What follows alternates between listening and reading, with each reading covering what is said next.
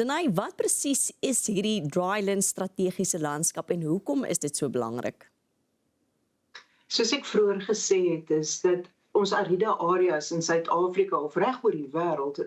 beslaan soveel persentasie grondoppervlak. As jy kyk reg oor die wêreld is 40%, en as jy kyk in Suid-Afrika is 60%.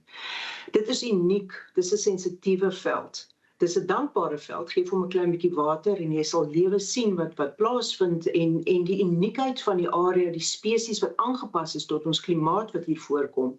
maak dit so spesiaal vir almal. Maar gepaardgaande met dit, met ontwikkeling wat plaasvind, is dit nodig om volhoubaar te wees en om baie beter bewusmaking te hê en volhoubare maniere te kry sodat ons landbou kan voortgaan as ook langtermyn spesiesbewaring. So ons het altyd gekyk net na spesiesaspekte, navorsing te doen ensovoorts, maar ons almal weet dat jy moet na iets holisties kyk, so jy kyk van die binneland af, al die pad deur tot by die kus, en dis wat ons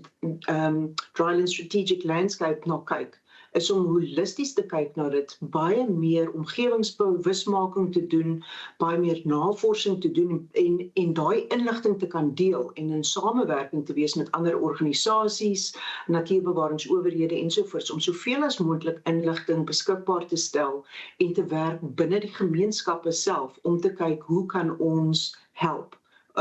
met bewaring en om langtermyn, hoe sal mens nou sê, agriculture, jammer, verskoon tog my Afrikaans en my Engels vandag, maar om seker te maak dat jy kan voortgaan met jou plaasbestuur, wat in hierdie ariede area self is. En dit is die dryland strategic landscape, is om te holisties daarna te kyk.